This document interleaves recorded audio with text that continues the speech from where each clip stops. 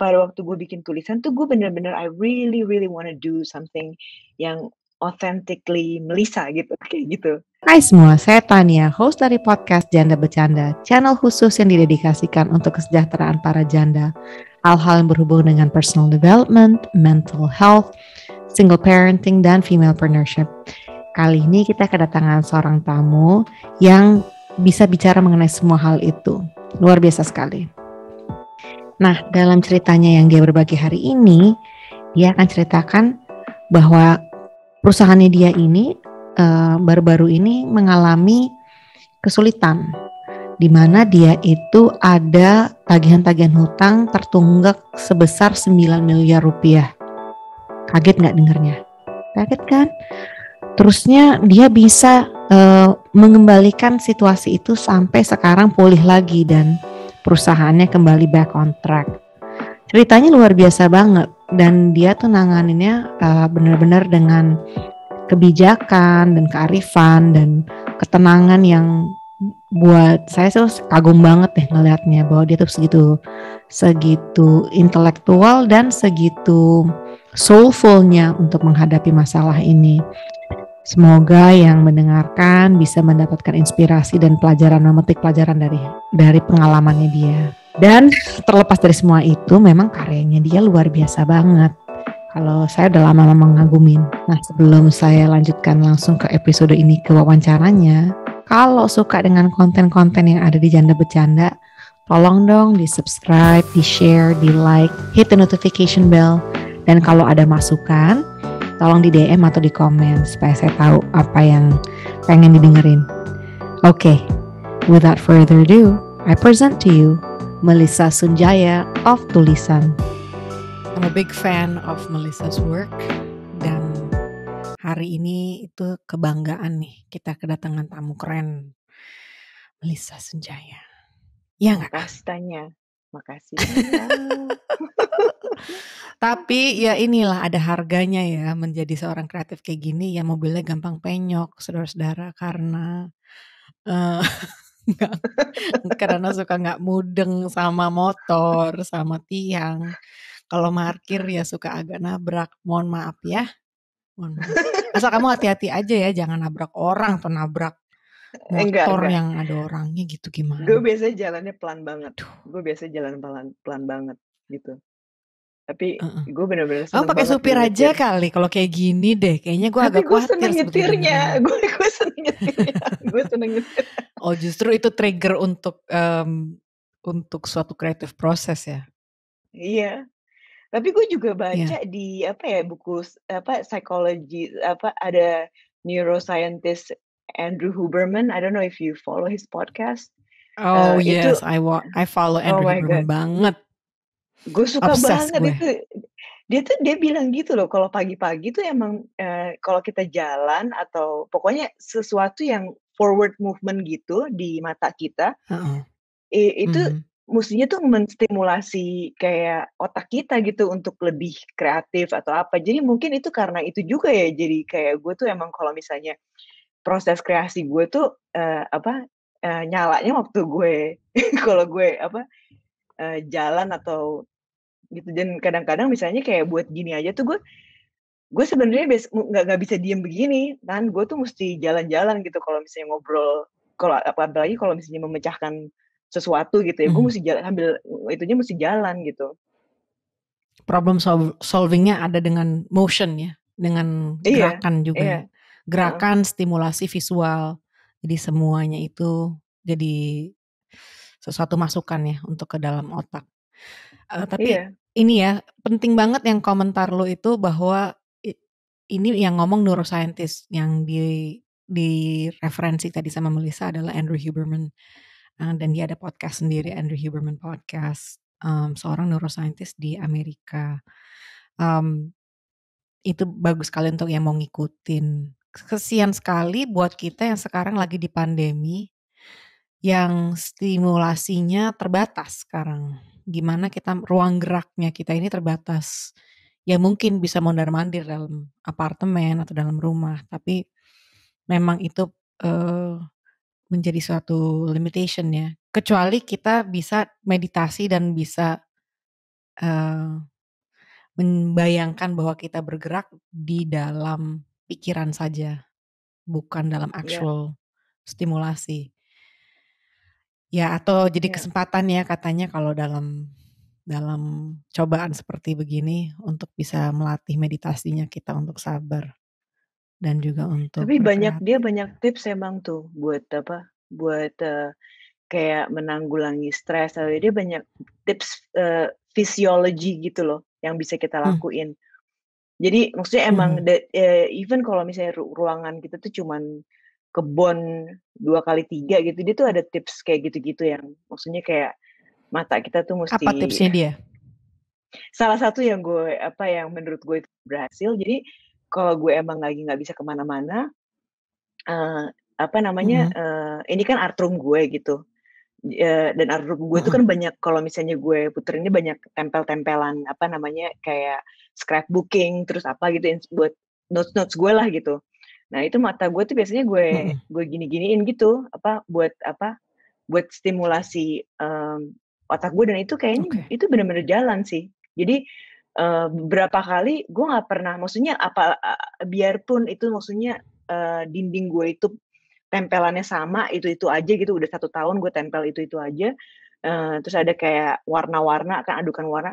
Tapi itu tuh setiap kali gue ada masalah atau rasa takut atau rasa cemas gitu yang pastinya banyak orang yang bisa ngerti ya di zaman ini gitu. Mmm, Mhm, ada aja tuh, Tan ini apa namanya, eee solusi atau kayak harapan yang timbul tiba-tiba dengan secara fisiologi gue training mata gue buat gitu. Jadi mhm, apa namanya, itu kebantu banget sih. dengerin tuh ya, itu udah ini antara science dan pengalaman langsung. Jadi kalau dengan aplikasinya, kalau kita merasa jenuh, merasa takut, merasa sedih, kita bisa dengan membantu secara langsung melihat sesuatu stimulasi di, sekitar kita, sesuatu yang bisa membantu, eee, satu mengeluarkan kita dari state of mind yang tadi kita takut. Kalau kita takut atau kita resah, state of mind kita bisa langsung berubah dengan Yap. stimulasi visual. Jadi ini pentingnya juga untuk kita yang di rumah, kalau seandainya merasa lagi murung atau bersedih, ya itulah bisa dikerjakan. Ini nih, kita baru ngobrol 10 menit udah langsung daging informasinya, coba ya disimak ini. Udah udah langsung ke intinya, how to problem solve dengan Melissa Sunjaya. Gampang, semuanya itu mudah, kita dengan berinspirasi aja. Mmm, pertama tadi waktu waktu pertama kali gua ketemu sama lu yang gue bilang tahun waktu gua ketemu sama lu itu gue lagi proses bercerai. Terusnya nggak lama kemudian gue udah bercerai dan gue udah bilang sama lu waktu itu, gue mau ada podcast dan lu mau gue undang." Tapi ternyata datang pandemi lebih dulu daripada interviewnya dan sekarang akhirnya kita baru bisa, Dan pandemi ngobrol belum ini berlalu. dan pandeminya belum berlalu. Heeh, Iya. baru kelar varian Delta, udah varianmu. Aduh, iya tuh. Lebih cepet itu tapi sebenarnya juara juga ya si corona itu ya, dia lebih cepat bervariasi dan beradaptasi. Coba kita lebih seperti kayak coronanya mungkin, kita lebih cepat beradaptasi. Itu ada sesuatu hikmah juga loh bahwa kalau kita berpikir itu satu virus tapi dia itu gagah berani banget ya, maju terus kan dan Iya, berani berubah kan. Kita iya, kalah cepat, gue kalah mungkin sigap sama. iya mungkin juga, apa ya, waktu waktu itu pertama kali itu, dateng hit gue itu tuh, sebenarnya tuh nggak tahu gue sempet cerita ke lu apa apa, itu kan Februari ya, pertama kali pandemi itu, Februari, Maret lah ya, heeh, mhm. Februari, Maret. Iya bener. Jadi, di Juli 2019, gue tuh ada Oke. mismanagement di company gue. Jadi gue udah cerita sama lu apa, lupa gue, tapi ada mismanagement itu.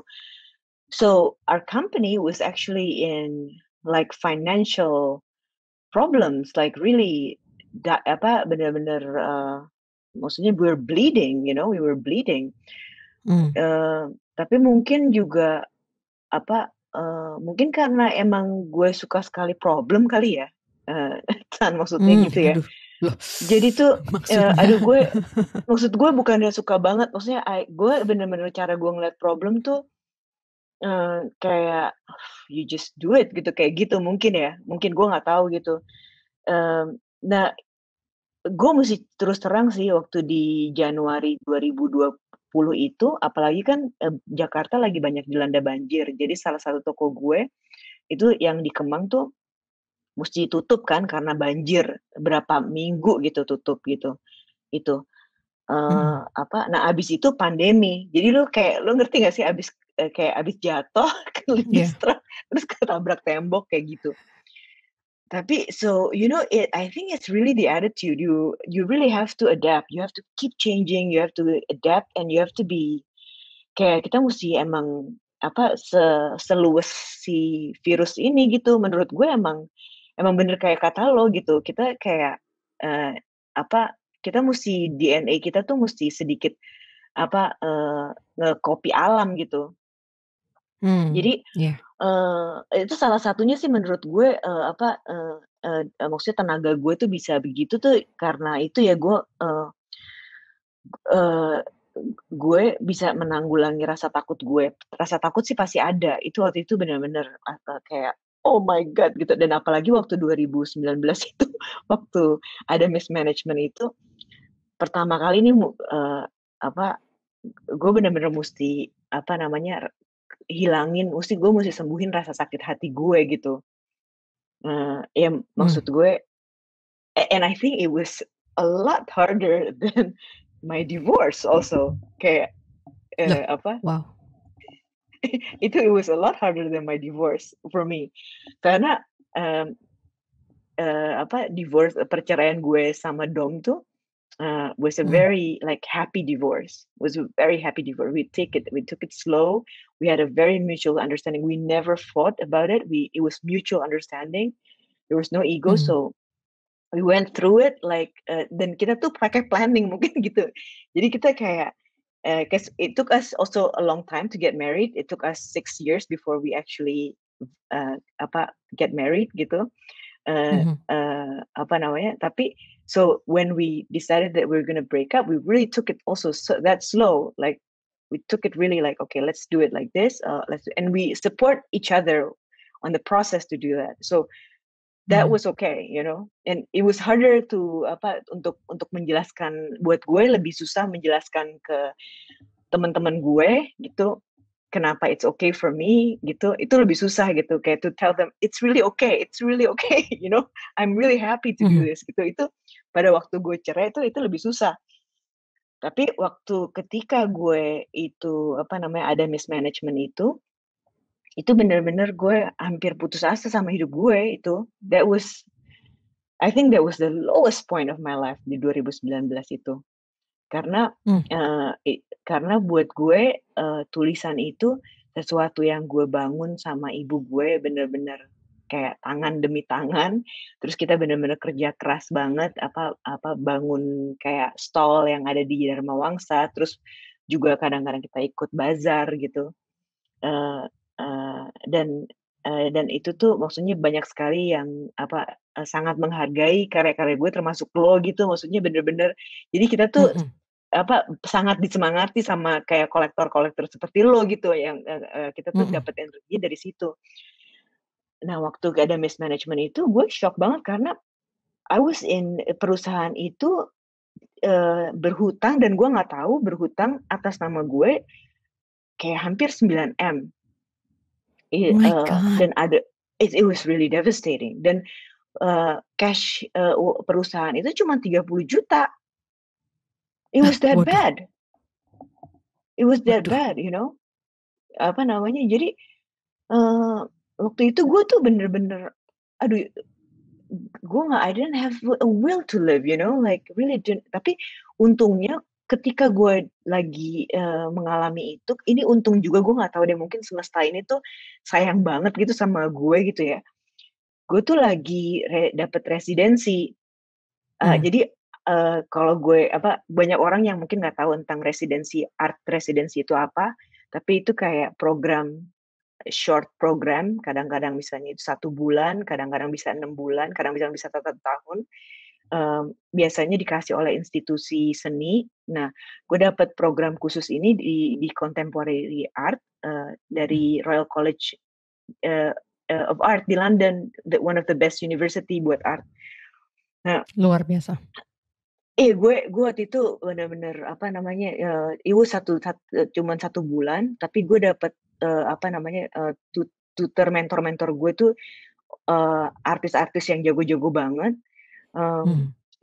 Nah, pada waktu itu subjeknya tuh adalah what is an image waktu itu. Apakah itu image gitu. Jadi pada waktu itu gue akhirnya dalam 1 bulan itu gue mendissect siapa Melissa ini gitu. Akhirnya gue pakai untuk itu, siapa Melissa ini gitu. Jadi art residensi gue itu gue pakai. Nah, dengan bantuan mentor-mentor gue pada waktu itu yang emang kebetulan mereka juga seniman-seniman yang juga ngalamin hal yang memilukan seperti itu, yang dahsyat-dahsyat juga. Maksudnya musibah-musibah yang mereka nggak expect. Jadi gue dapet pendapat baru, maksudnya kayak bahwa image itu nggak cuma dari satu sisi, lo bisa lihat itu dari berbagai sisi gitu. Jadi sesuatu situasi apapun itu kita bisa lihat dari segala situasi. Nah gue dapet semangat baru di situ. Jadi waktu gue balik tuh karena gue selalu punya kayak arsip karya di setiap karya yang gue terbitin di tulisan dari tahun 2010, jadi dari 10 tahun yang lalu gitu. Nah itu akhirnya terpaksa gue keluarin karena tadinya gue mau simpen itu semua buat exhibition gitu, buat pameran. Udah ada obrolan deh sama galeri nasional buat exhibit kayak repertoire dari karya gue gitu. Tapi ya karena gue terpaksa, gue nggak punya cash, jadi gue mulai jualin karya-karya arsip gue, pribadi gue gitu. Nah itu yang menolong gue gitu. We were able to get enough cash to run for a month, just only a month gitu. And to try our best, our luck with that gitu. Ya, jadi dari situ kita mulai. Nah, mulai sedikit-sedikit gue gue mulai cerita segala macam. Nah, pas waktu gue kena bencana banjir abis itu pandemi, sikap gue mungkin udah berubah. Maksudnya hantaman itu yang pertama di tahun 2009. Jadi sikap gue udah lebih kayak I know maksudnya bahwa gue ini bagian dari alam gitu. Gue udah bagian dari alam, kayak daun, kayak binatang segala macam. Dan gue dan semua isi planet ini itu semua sifatnya cuma sementara. So I'm just gonna do my best for today. I'm just gonna do my best and that's it. My job is well done gitu. Kayak gitu. Job whatever it is, job will be done. Gitu, kayak gitu. Jadi waktu gue ada tiba-tiba punya revelation itu di dalam diri gue,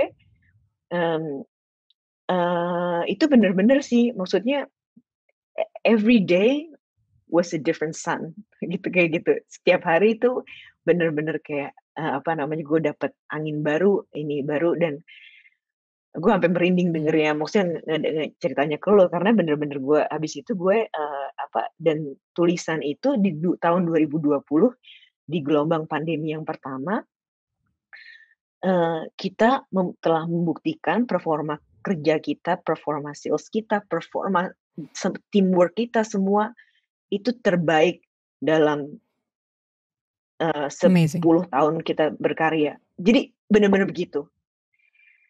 Dan mungkin juga jadi ada banyak sih emang yang pengen gue share gitu di situ, karena gue lihat ada beberapa hal gitu. Jadi kayak ketika misalnya company kayak seperti gue, yang medium small company gitu seperti gue yang mengalami hal yang sama, di dalam kayak undang-undang kayak ekonomi atau peraturan bisnis biasanya you cut cost, you cut cost, you apa namanya, misalnya, terus habis itu, kita mengadakan diskon atau apa gitu.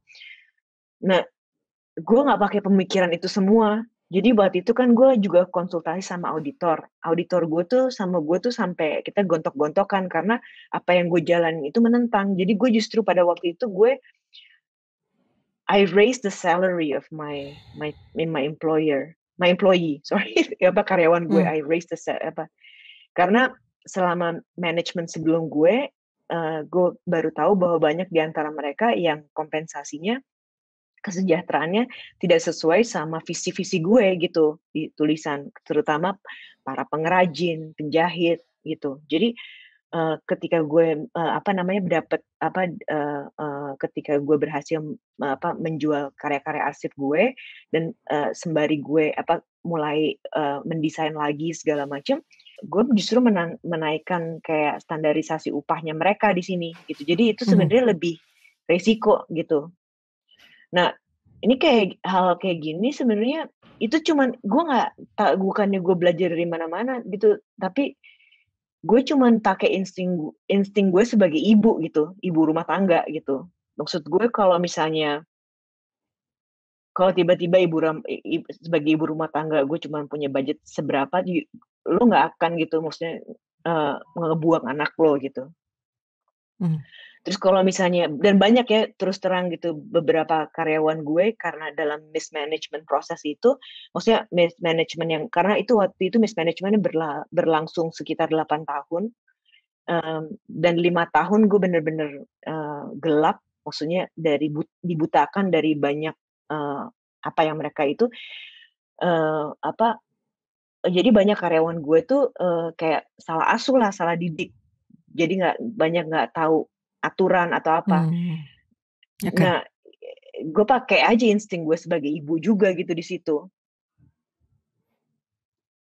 Gue punya pertanyaan, mohon maaf ya, gue mau nanya nih beberapa hal. Itu sampai hutang atas nama lu 9 miliar itu bagaimana sih kok bisa kebobolan seperti itu? Gue agak masih merinding soalnya, takjub soalnya gue. Iya, ini penting banget loh, share itu pertanyaan yang sangat bagus karena ini bisa kejadian sama siapapun, sama siapapun yang lagi maksudnya meniti karirnya gitu. Jadi itu bisa mulai dari kayak pembayaran pajak misalnya, karena pajak PPN segala macam itu bisa diundur bayarnya gitu. Nah, tapi kalau kelamaan kayak misalnya 1 tahun, jadi bayangin aja kita tuh maksudnya kalau kelamaan segala macam itu bisa jadi bahaya, ya kan? Lalu di zamannya gue masih jadi CEO itu sampai tahun 2014 gitu, semua accounts payable kita, jadi semua hutang-hutang, maksudnya bukan hutang, tagihan-tagihan kita itu selalu kita bayar gitu. Jadi gue nggak karena gue nggak suka berhutang gitu. Jadi semua tagihan vendor atau apa segala macam itu selalu kita bayar. Nah, dengan reputasi yang gue buat ini, tentunya vendor-vendor ini jadi kasih kelonggaran kayak dalam terms of payment karena gue bayarnya cakep selalu gitu, selalu pada waktunya. Nah, yang bisa terjadi itu ketika lo nggak kontrol itu, dan misalnya ya 1 bulan deh kita nggak bayar vendor itu karena memang kita punya terms of payment yang misalnya 30 hari, 60 hari. Nah, itu keenakan kan, maksudnya jadi keenakan. Nah, terus habis itu tapi kan akhirnya jadi kita hutangnya 2 bulan gitu, sama kayak credit card deh, kartu kredit gitu. Kalau kita minta cicilan gitu atau gimana, tapi kan itu sebenarnya tetap itu hutang kita kan. Kita nggak sadar walaupun itu kayak cicilan 0% gitu, 12 kali gitu. Nah, itu gara-gara seperti itu sebenarnya. Tahu kan lo? Nah, kalau misalnya nggak dikontrol, lo jadi itu semua tuh, itu atas nama gue semua. Jadi pada waktu Juli 19 itu, ya sebenarnya juga reputasi gue sebagai pengusaha itu benar-benar lagi masuk UGD lah gitu, kayak gitu kasarnya. Iya, benar. Nah, tapi sekarang sedikit demi sedikit lu udah bisa memperbaiki masalah itu dari 2000 posisi yang dari 2019. Iya, jadi kayak, pokoknya gue mulai paksain kita bayar hutang. Jadi bayar hutang ke ama ya karena bayar hutang, hutangnya itu nggak cuman ke pemerintah, pajak, jadi pajak yang pertama kita urusin, terus ke BPJS. Jadi BPJS Hmm. tuh, kita di-freeze waktu itu saking, nggak dibayar 4 tahun. Jadi itu Hmm. satu-satu tuh kita mesti kumpulin terus kita bayar kita bayar. Jadi yang semua yang ke bagian pemerintahan tuh gue beresin dulu. Nah, di tahun 2020 karena kita pada waktu itu gue mengelolanya baik, jadi kita sangat profitable waktu itu, di pandemi itu. Dan, akhirnya gue berhasil bayar, eee, sekarang tinggal 20% deh dari segitu. Dari segitu Luar biasa. jadi bener-bener I'm super blessed gitu, tapi bukan cuman itu aja emang, apa namanya, kita musti apa namanya, menurut gue salah satu cara cara untuk menanggulangi itu juga, musti ada apa ya, rasa percaya dari gue ke tim gue yang pada waktu itu PR gue banget tuh untuk menyembuhkan kepercayaan itu. Karena kan awalnya mereka itu dijauhin dari gue. Jadi mereka pun, nganggep bahwa, apa namanya, gue tuh yang seenaknya gitu. Karena kayak gaji mereka tuh nggak dibayar, asal lo tahu gitu. Gaji mereka tuh nggak dibayar 3 bulanan gitu. Jadi Tapi ketika mereka gue nggak take over, komplain nggak digaji 3 bulan. ya karena gitu maksudnya, sama kayak orang vendor-vendor itu awalnya kayak, karena reputasi, 2014 waktu gue manage itu kan bagus banget. Nah ketika ini apa namanya, di manajemen itu mereka bilangnya kan gini misalnya kayak, "Sorry ya belum, soalnya, sales lagi turun, jadi gajinya akan dibayar Hmm. segini," gitu. Tapi kan abis itu berkepanjangan, Nak, di posisi karyawan mereka nggak bisa dong ngelawan. Maksudnya ada rasa etiket itu gitu dari seorang karyawan gitu terhadap, pimpinannya gitu. Nah tapi, juga pada waktu itu juga dibilang ya soalnya duitnya dihabisin sama Melissa gitu, ngerti nggak? Gue punya pertanyaan lagi ya. Jadi orang yang menjalankan ini dengan secara sengaja dia tuh mengatakan, oh uangnya dihabisin Melissa, padahal uangnya sendiri itu kan sebenarnya uangnya masuk kan? Itu dihabisin sama dia apa gimana? Jadi gini, gue salah satu cara gue juga untuk, apa namanya, dalam problem solving, ketika gue tahu beberapa fakta, I don't dig Mhm. deep into the problem. I just don't dig deep into the problem. I start moving forward, you know? Jadi Oke. pada waktu itu, gue kan, waktu itu kerja sama auditor untuk ngelihat semua, apa, runtutan ceritanya. Tapi gue bilang ke auditor gue Mhm. ini, "Tolong ya, gue pengen konsentrasi untuk ngebangun kembali hidup gue dan bayi Mhm. gue tulisan ini," gitu. Jadi kalau misalnya faktanya itu nggak bisa dibenerin, nggak usah apa, maksudnya nggak usah maksudnya, kalau sifat itu kayak gosip di gini-gini, gue nggak mau tahu gitu. Gue cuman pengen ngebenerinnya gimana. Jadi yang gue Mhm. tahu yang gue dikasih tahu akhirnya gini, ini ada misalnya BPJS yang kita mesti lakukan misalnya, bayar ini gini nanti nah itu yang gue lakukan. Jadi gue lebih tahu cara gue ngelakuin itu bener-bener gue fokus ke situ. Gue bener-bener nggak mau mikirin apa namanya, like, how they did it, gue nggak mau mikirin itu. I wanna just take a fresh start gitu, gitu. Jadi, dan itu menurut gue it's key to my survival to not look back, you know? Tapi karyawan yang mismanage itu masih di perusahaan tulisan apa udah dipecat? Nggak, udah kelar. Karena itu kan Oke. maksudnya, ya karena waktu itu, mereka pemimpin perusahaan terus juga maksudnya semua orang jadi yang barisan itu emang itu harus gue keluarin kalau yang itu. Ya maksud gue orang-orang itu yang gue heran, maksudnya enak banget ya ngomongnya gitu ke karyawannya, "Oh lu nggak gue gaji karena duitnya dipakai mamanya Lisa." Entar dulu lu mau ngomong apa kayak gitu? Iya. Tapi makanya Kan tapi that's maksud gue tuh itu crazy, tuh that's crazy. That's reputasi lu sebagai orang sembarangan banget ada orang ngomong kayak gitu loh. nah tapi menurut gue tuh itu justru kuncinya tuh lu nggak ngebongkar and you don't talk about it to your friends, you don't rant about it.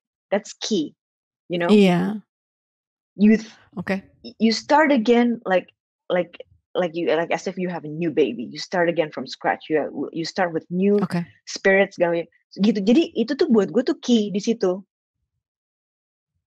And you Jadi just don't. tenaga lu satu hari cuman ada sekian. Lu mau fokusnya di mana gitu ya. Jadi lu Iya, bener menghabiskan bener. tenaga yang Iya. tenaganya udah tipis soalnya nih. Kalau baterai full, lu baterainya udah segini dan dengan baterai yang segininya ini ngapain gua buang-buang energi yang segini udah tinggal tipis dengan hal-hal yang juga nggak mengeluarkan gua dari masalah gue sama sekali. Jadi lu Iya, fokus yang gua suka pertama plan lu adalah kesejahteraan karyawan lu pas begitu lu tahu bahwa mereka itu pertama nggak digaji, nggak dinaikin gajinya, malahan lu naikin gaji supaya juga untuk iya, mengembalikan rasa kepercayaan. Dan kedua iya dan itu juga yang bener wajib bener. aja dulu lu kerjain seperti kayak bayar pajak, bayar BPJS. Ini bagus ya untuk yang dengerin karena di Janda Bercanda ada tuh yang namanya Women on Money Series. Dan di mana gue mengundang banyak femalepreneurs seperti Melissa ke acara ini untuk memberikan contoh kepada yang lain yang aspirational untuk punya aspirationsnya untuk punya usaha sendiri.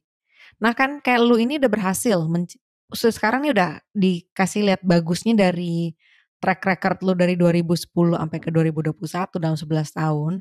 Dari itu nol, terusnya sampai dia tinggi, sampai punya kantor retail store di luar negeri, sampai ada di airport, di Bali kita bisa lihat di airport juga. Pokoknya di mana-mana mata memandang ada deh tuh kita ngeliat ketemu sama tulisan. Dan sekarang juga sampai ada masalah untuk nyembuhinnya lagi juga, Melissa juga bisa problem solving. Dan juga itu ya apa sama kayak ya mesti berani benjol gitu. Jadi maksudnya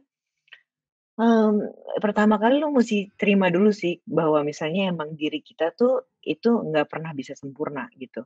Itu pertama kali dan menurut gue itu eee, membutuhkan emang keberanian dari dalam dan nggak bisa itu nggak kelihatan dari luar, cuman lo yang tahu gitu seberapa besar keberanian itu di dalam, untuk bener-bener lo lihat kayak ya lo nggak sempurna gitu, terus pasti lo juga lo bisa bego, lo bisa dikibulin dan dan makanya gue juga mendisiplinkan mental gue untuk tidak menyalahkan orang lain tentang kejadian itu, karena kan yang biasanya yang dengan data yang gue dapat, data keuangan yang gue dapat, gue bisa tuh ranting sampai 1 tahun tentang tentang semua kejadian itu.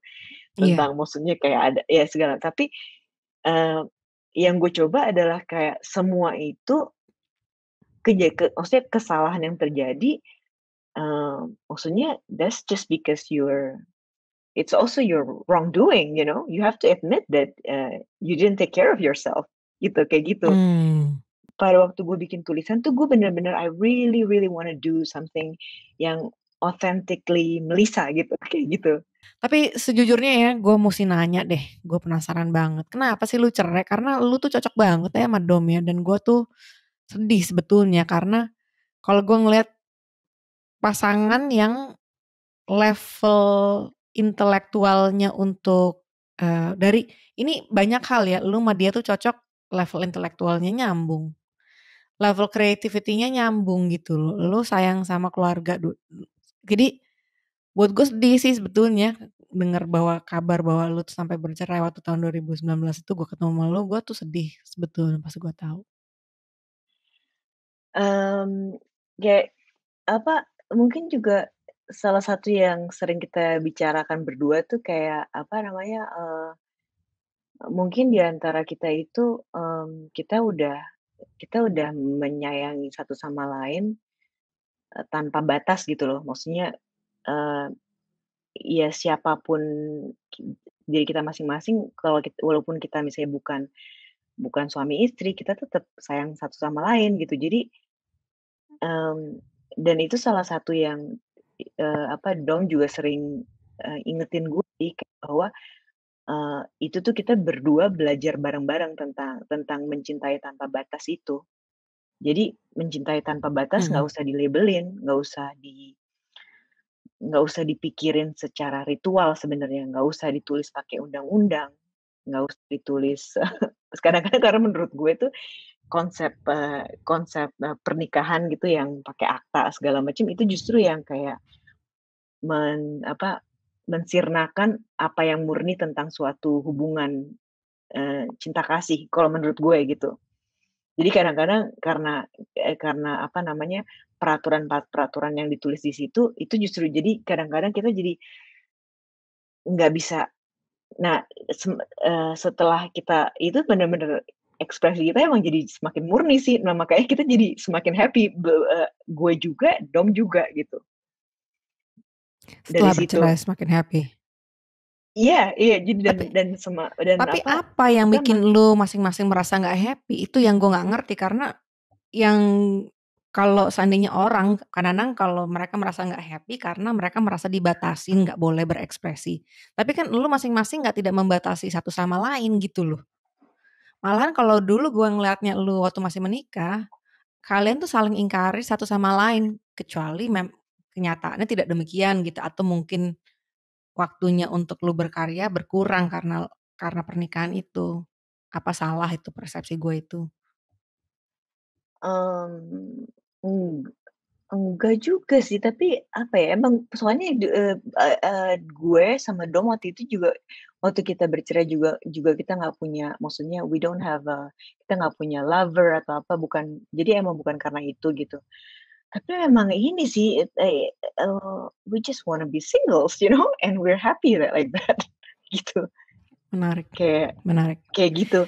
ya. Dan menurut gue, ini suatu pikiran yang cukup kontemporer sih, Tan. Maksud gue karena Mmm, selama gue dibesarkan, lingkungan gue itu, juga mendikte gue untuk bahwa salah satu tujuan hidup gue, apa, manusia itu adalah untuk berkeluarga dan atau nah, tapi kalau misalnya gue lihat nih hakikat gue sebagai manusia, itu bukan salah satu, sesuatu yang alami gitu, tapi hakikat untuk mencintai dan dicintai adalah hak gue, gitu.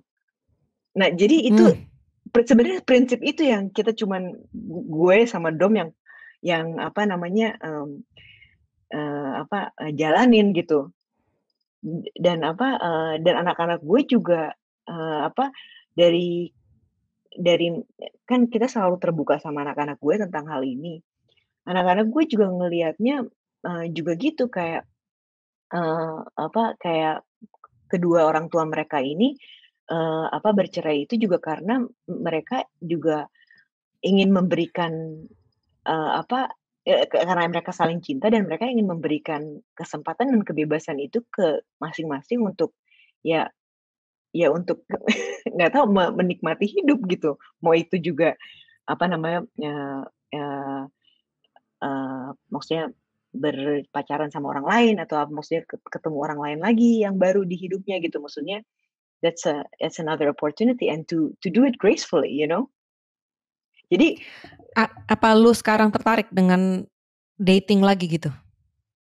iya, gue udah pacaran beberapa kali memang itu, tapi I'm not interested in having a marriage. So that's not something of interest. Tapi maksud Mmm, gue, maksudnya I'm just interested in like honest relationships buat gue sekarang. oke. Iya. Ya, ini kutipan mutiara semua ya dari awal sampai akhir ya sama Melisa Sunjaya nih ya. Jadi tinggal dipilih mau yang mana kutipan mutiaranya karena semuanya nih bener-bener filosofi yang dalam semua kalau dipikir, apa yang lu ngomong dan share hari ini. And I really thank you for that level of honesty dan juga untuk that level of insight karena, lu orang yang deeply reflective inward looking. Jadinya, tapi hati-hati ya Mbak nyetirnya ya, karena kebanyakan mikirnya dalam begini gimana nggak mau nabrak sih Mbak ini. Iyalah, baret mobil. Aduh, Melisa kamu tuh lucu banget sih. Tapi ya, yang satu juga mengenai masalah apa sih sebetulnya hakikat kita sebagai seorang manusia untuk mencintai dan dicintai walaupun itu tanpa formalitas lah katakan ya, formalitas dalam bentuk license to be with someone. Kalau boleh kita ngomong seperti itu. Dan tidak ada batasannya juga siapa yang bisa kita cintain, siapa yang bisa mencintai kita. Itu sebetulnya indah sekali seperti itu. Dan kalau dari segi kemandirian sudah terbukti bahwa lu bisa mandiri dari menciptakan ide, menjalankan usaha lu, mau gagal, mau sukses, ya kita jatuh bangun nggak apa-apa itu. Dan ada rasa maaf ya untuk diri sendiri bahwa ya udahlah sudah lewat kok itu. Sekarang kita udah petik aja pelajarannya dan moving on. Itu kadang-kadang buat diri gue sendiri suka berat sih sebetulnya jujur Mel. Kadang-kadang masih ada siklusnya. Kadang-kadang yang some days yang lebih mudah, satu hari lainnya yang nggak seringan itu untuk moving on. Tapi ingat ya, jangan lupa kasih lihat tuh visual stimulation di sekitar kita. Apa nih yang indah bisa kita lihat supaya kita really menggerakkan works, pikiran. Itu beneran. Jadi if you find like a really nice house, pictures of a nice house or pictures, you put it on the wall, kayak gitu. Itu bener-bener, it really works. This reminds you of just being a kid, gitu. Oh, wonderful. That's so beautiful. Melisa Sunjaya, everyone. Her work is tulisan, bisa ditemukan online. Can you find your work online? Iya, di tulisan.com. Okay, that's her website. Di tulisan.com. Atau my personal kalau site yang is Melisa Sunjaya. Kalau yang ada di Jakarta dan bisa ke toko, ada di Plaza Senayan, ada di Darmawangsa Square. Benar-benar thank you banget lo kasih kesempatan buat invite gue gini, karena gue juga belum pertama kali gue ikut podcast kayak gini, dan mungkin pertama kali gue ini terbuka ini gitu, karena lo temen gue juga jadi gampang ngobrolnya. I'm glad itu karena ini you're really an inspiration to so many people, so many women. You are truly your energy, your intention, your vibration is very positive. Selalu. Anytime I see you, it's like that. Waktu sekalipun gue tahun 2019 ketemu lo, ternyata like you're at your lowest point, you're still positive. I like that. I love that, in fact. Okay, so thank you so much for your time, and I'll see you soon. All right, take care, Melissa. Bye. Dadah.